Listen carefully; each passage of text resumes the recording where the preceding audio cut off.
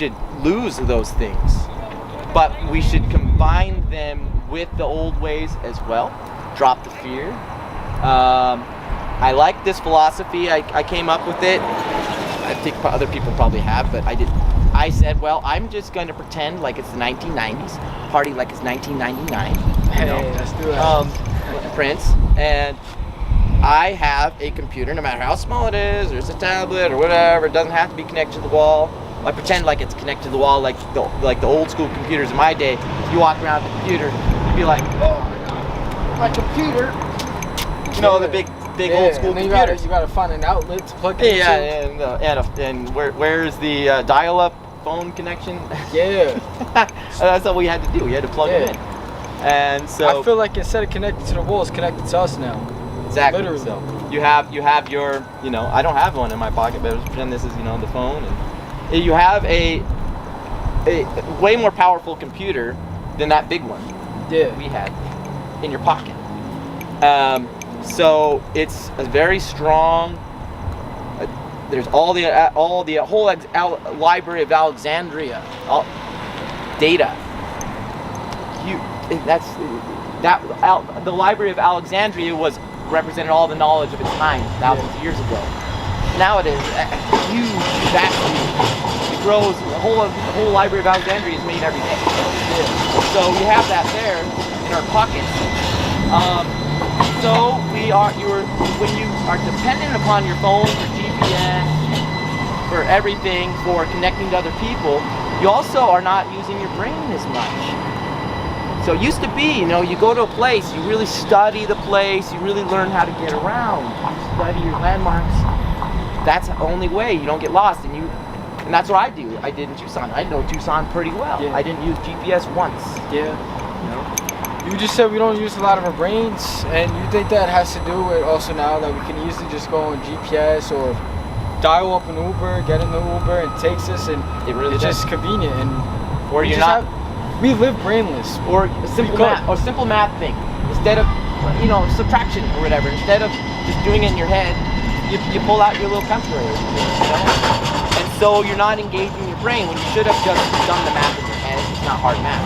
Do you think that we worry too much about the physical beings of ourselves, especially like on social media, comparing ourselves to others, rather than our mental strengths and exercising our brain? Ask the young ones about that. We were just taking pictures for Instagram like a couple hours ago, and I deleted one of them because I was like, ew, I look fat. And instead of thinking about how that verbalized statement coming from myself about myself would internally upset me, instead I just took it and was like, no, I'm getting rid of it. And that's subconsciously going to be with you all day, and that's something you should be like, I love myself, this is me, that's it. It shouldn't be like that. Because like you said, when you're born, you come into this body, and the things you tell yourself is how you really want to live your life. Wow, this is really cool, guys. I believe in. I'm so happy. I just want to say I'm so happy I'm a part of this. Yeah. This is excellent. I mean, on point. I'm happy the conversation, is good and it's going. I believe you manifest, everything in your life, and I believe that people overlook that and they're just so disconnected and they're on their phones, and a lot of people are starting to realize that more and more. I feel like when you said with meditation. But then a lot of people are like, you're weird for thinking that. Mm-hmm. And I'm like, but in reality, we might have just fucked ourselves up so bad with these phones and technology. And my generation doesn't know nothing compared to your generation does. Very good point. I think very good. We have all these people going into auditoriums and talking to kids about fucking drugs, but why not phones and the effects of phones? And you have kids over there, how many kids if you're sitting in an assembly or an auditorium, and you got kids thinking about committing suicide every day because of what they see or how they feel because of the internet, and they go home and they're lonely or whatever, and that's not talked about. That's overlooked. We have education where we're filled with math for years and years, but never mental health. And when kids do go for help, they don't actually get that help. And I just think it's sad and it's overlooked. Well, that is in my generation it was the same thing. The mental health was not. There was still a lot of that going on, I just can't imagine being in high school or whatever with smartphones because they didn't exist when I was in high school. And do you think that was a good thing? Now that I look back, I'm grateful that I of the generation before that technology. I think we should. I mean, we had but even few people had cell phones in school, and it was a new thing. So most teachers didn't allow it anyway. You know, you weren't supposed to have phones in school, even though they were just phones, basically. You could text and you could call, and I think you could send little pictures. You know about the old ways and the new ways. Nature likes balance. Like, nature considers balance in everything. Humans do not. Yeah. We don't. We will go right off a scale if that's what we feel like doing. And so I really think we just need to take a step back and realize what our balance is. Well, like I believe that the technology is not a bad thing. Okay, it's your addiction to it. Yeah. It's the overuse. It's the over-reliance upon it. So when we're talking about like the big techs, and you're talking about how a lot of people step down, and they're starting to talk about the addiction and like the ads, and they're trying to keep you on. So do you believe if there was just a flat surface of technology, it's on you the way you feel off the social media platforms, but it's on these big companies that keep you addicted and keep you coming back? And they're always refining the program to make it even more addictive. And you think people are aware of that? Some people are, but very few. But now it's with artificial intelligence and algorithms.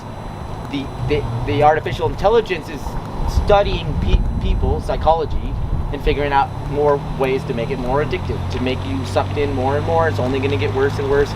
You haven't seen anything yet. We are upon the cusp of the fourth industrial revolution right now, and Elon Musk and a lot of the smartest people on the planet when it comes to technology, Elon Musk especially, have said that this is the most changing, will change society more than any of the other three previous industrial revolutions. The last one was the information revolution. Well, this is the artificial intelligence, the internet of everything. It's the most connected technical era we're ever going to be in. And now that they have the 5G infrastructure in place, pretty much, now you're going to see they needed that bandwidth. 4G was not near enough. With 5G, now you're going to see an escalation of technology like you've never seen. It's going to robots, everything. The garbage can is connected to the internet. The coffee machine is connected to the internet. Everything is connected. Your car. We literally have smart fridges. Our car literally drives themselves. That's going to be commonplace in 5 years. Almost everyone's going to have one of those. Yeah. We have fridges with touchscreens, and you can literally go to social media on that touchscreen of your fridge. So why do we need that? Right? we don't. You don't need a lot of. So everyone's just gonna sit inside, lock themselves. And when did it ever become normal? Like you said, you travel a lot. When did it ever become normal to stay in one spot your whole entire life, or do one job your whole entire life? When did that become normal? Just now. When did we The last stop? 5-6 years. When did we stop? Keep changing and exploring. Why do people just think, let me find a comfortable ground and stay there? Like you said, it's a free world. You could go wherever you want, but Well, people just choose to be stuck in one place. Keep it that way because powers that be are trying to steal that from you. Sometimes people They are really more are. scared of freedom than they are like comfortable with They just want to be comforted in one place. And I think even Creatures of social comfort. media and the influence of internet has a really big impact on that, because now if somebody goes missing and they were just a nomad just wandering around, they just magically go missing. So many more people are going to hear and find out about that than they would if that had happened in the 1900s. You can really be anonymous. Yeah, you could fake a whole existence back then. Now there's no possible way to do that. You can't abandon your identity, but there's also just so much more connection to things that are terrifying that we find out about, people just going missing, and that just deters people from doing that, even though it might even be better now than it was in the 1900s, but we don't know that. So we're talking about deterrence and fear, and we were talking about before, you think a lot of people walking down the street nowadays, after going on the news and after going on their phone and seeing people getting stabbed, raped, murdered, people going missing, you think that instills fear and it deters people from doing things that they would have normally done? Well, Devin, I'll just answer your question. I'll start with that's my experience is I don't see that stuff.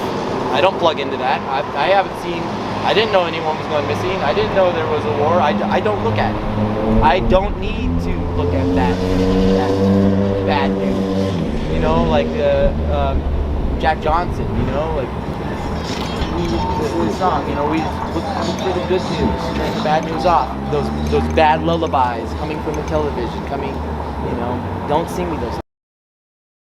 He doesn't look at the news. You guys are on your phone, I guess, often.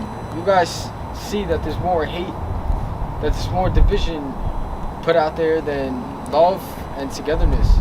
Right or wrong? Yeah. I see it every day. I see it, but I really don't comment on it or look at it too much. I just try to keep a positive outlook and not involve myself as much. I am aware of it, but I don't really want to be stuck in that place just thinking about those negative things day after day. Yeah, and for me, it's more like, if anything, I refuse to let the awful things that happen in the world steal the joy that I create for myself. And doing that, I actively have to every single day wake up and like claim the day in a positive mindset. And I have to like remind myself when I see negative things like on Instagram or TikTok or any of my social medias that like Live in it the moment. happens. Like, but it's not happening Can I add to you. Yeah. I would like to correct myself. I used to many times would go on YouTube. YouTube's been around a long time. And I searched for the conspiracy videos, the Illuminati is going out to get us videos of all different kinds. And I realized a few years ago, because I did that a lot, I already know that. I don't need to give them my energy. I already know there's a corrupt world out there. That's all I need to know. The more, that's a rabbit hole that you go down. You don't need to give them your energy. You don't need to know about it. So they will go away faster if you don't focus on it. And you go out and you focus. Instead, like one of the things I like to do is when I go to get my coffee or whatever, I always write a little note, a little card for the person I'm buying coffee from. It just says a nice thing about me. It doesn't have my phone number or anything like that. It's just, you know, I like your shirt, or I like, you know, I think that your hair looks great. I just pass it in, and you know, I start my day off with a compliment now because I'm on the road. I live here though. That's where the road ended. But so I stopped doing that, looking at the negative, the conspiracy. Not that it is valuable to know these things. You should try get the information. Once you have the information, don't look over and over and over and over and over again at all the different angles and different ways. Just know it and say, well, I'm going to fight it with love. Now that I know it, I don't need to pay attention to it. Yeah. And that's exactly why, specifically, I go out of my way to do things that bring positivity not only to myself but others, and that's one of the reasons I decided to create the poster and ask people one thing that they're thankful for, just to diffuse the mindset that like everything awful is going on in the world, and just focus on one thing that brings joy to your life. The camera's good? Alright. Can I see this? Guys, I want you to all comment what you're thankful for. And actually think about it. Do you think that if everybody woke up in the morning and looked at themselves in the mirror and asked themselves this question, that their whole life would change, the whole day? What do you think the best thing you could do in the morning is? To have an amazing day, a productive day, to see the world in a positive spectrum? Gratitude. One of my habits I've been doing lately is I put on YouTube a gratitude video. There's many of them, and I have a whole, in my favorites, a whole list of them. I choose one, and I put on my headphones, whatever, and it's all about gratitude. It's just like thankfulness and photos and smiling faces and puppy dogs and, you know, and rainbows and all that stuff. And I've been doing that for, like, my mom she's a very special mom, and she taught us this as children. Before there was, like, she had gratitude books, and she's always reminding us of that every time. What are you guys don't? She would tuck us in bed. She'd say, don't count your blessings, not your losses. Yeah. When you go to bed, count your blessings. Do not count your losses ever. You always have losses. Everybody loses things. Don't count them. you're gonna get a little upset. Oh, I lost my phone. Well, you know, a new one will come your way. As soon as you can let it go and go back to gratitude, the sooner your phone comes back to you. Yeah. You know, the more that you focus on the loss, the more you're not attracting energy. You're actually repelling things. So you want to be in that state of mind. It really is. Did you ever see? There was a Japanese science. Zamoto or something. I can't remember his name, but he photographed water crystals.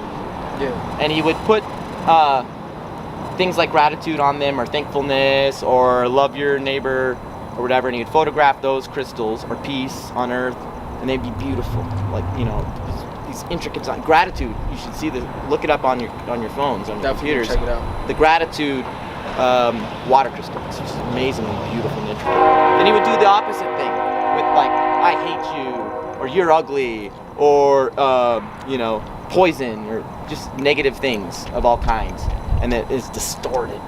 You're ugly water crystals. They have no pattern to them. So he goes, well, what if this happens to water? What do you think happens to you?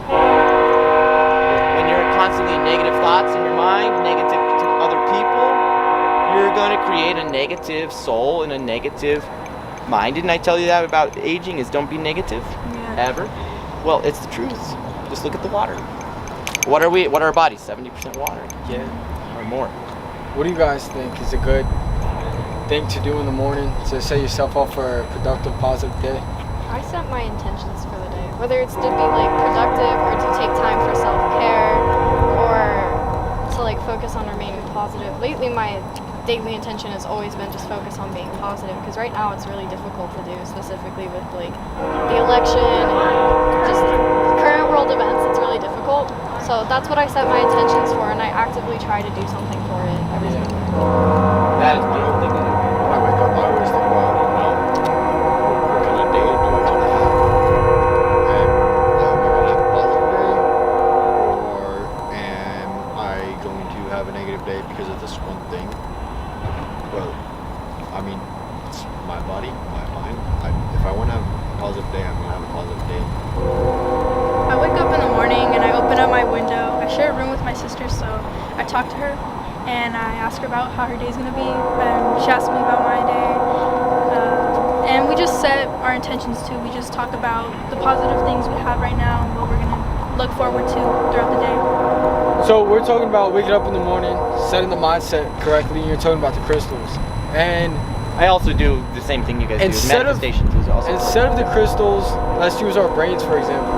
Now, majority of people wake up, they go on their phones. And do you think that phones distort everyone's reality? And I saw a study that shows that something like 80% of the planet now, that's the first thing they do after coffee is check their phone. They get their coffee or whatever, their stimulant, and they check their phone. Or if sometimes, maybe you guys don't even go to coffee first, but I'm addicted. I know I go straight for the coffee. But I have decided, though, to not do that right off the bat. I checked my social media, my emails, things like that, around 11 or 12 or whatever. I've chosen that. I don't even worry about it in the beginning of the day, because I want to go see the sunset. I want to go out and go to a coffee shop, and I would like to go out and see the birds. And if I'm on this phone, I'm going to miss that. It's one of the most beautiful times of the day is the morning. There it is. I think the most beautiful time of the day. So, ladies and gentlemen, he sees the real world around him before going on his phone. Like, if you guys did that, I feel like your life would change so much. What do you guys think? Yeah, like now talking about it, I think now I really want to just invest my time in my life and not my phone, and not negative thoughts and negative things. Just keep going forward with a positive mindset and smile and just have a good day. Yeah. But I would say that don't worry. You can do. I do selfies. I like it. You know. Yeah. There's nothing wrong with this. It's fun. It's fun for everybody. It's fun to put little. It's okay. You can do it. Just don't have it on call all the time. Have your time when you do it. can be daily, or I would suggest you go days without it at all. You know, go on a camping trip and don't take your phone. You know, I go on 6-month vacations, and people are like, I want to see all your photos. I said, yeah, I took like 5 of them, and they're all really bad ones. I'm like, because I don't even worry about that. I go out and I go see like Tikal or whatever, Guatemala. The phones I have of my vacation are the pictures that other people took that they sent to me, and they're like classic photos because they're just not staged. You know, it's like I collect emails or whatever, and I say, yeah, you know, I don't take many photos or have my phone on me very much, or a camera. So, could you send me some photos so I have some, and then they come to me. So a lot of the photos on my social media are the ones that other people took that I am in. I like that, but I just say it's fun to do Instagram and all that. There's nothing wrong with it. It's the overuse of it.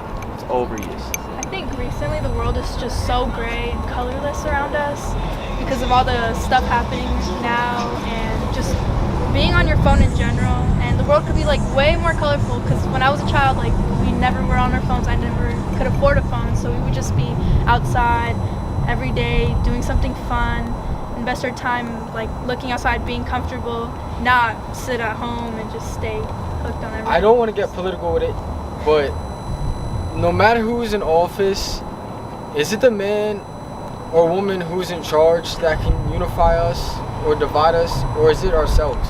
It's yourself. It's our conscious choice to stand on either side of it instead of being part of a solution. What do you think about this? Exactly right. Divide and conquer is the motto of those who enslave you. It has been for thousands of years. It's only gotten more sophisticated. So instead of divide and conquer, we unite. And by uniting, we conquer the conquerors. Because that is really what they have always been trying to do, is divide us in any way. The rich, the poor, the black, the white, men, the sexes. There's so many ways that divide us. The politics, you know, Democrat, Republican, straight, gay, whatever. There's going to be natural division in life, but those divisions should be honored. It would be a boring world if there wasn't opposite things. I mean, we need We're all opposites. the same. All the same. The same thing. What do you think about putting a label in front of everything? You were talking about gay, straight, black, white. I feel like I think we should stop that. Kanye West was talking about it when he has to talk about him being rich. He has to say he's the second richest black man in America instead of the 78th richest man in America. But why is that? What do you think? Well, we it's should just stop? it's just programming, just habit that we have, and we can break those habits. We don't have to see a black man. We can see a man. You know, we don't have to see men and women. We can see people. You know, and we through labels. I think to have a language, we need to have labels. That's what language is. Yeah. But the over focus on those labels is driving a wedge between us, and we can relax those. We can relax those, and we can become more unified. Yeah. What about you guys? I agree. No, I think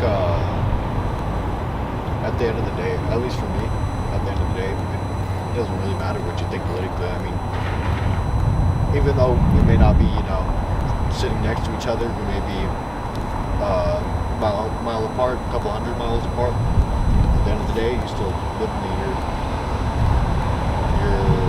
my state, you're in my country, you're in my world. You know, I think we should practice more love and positivity.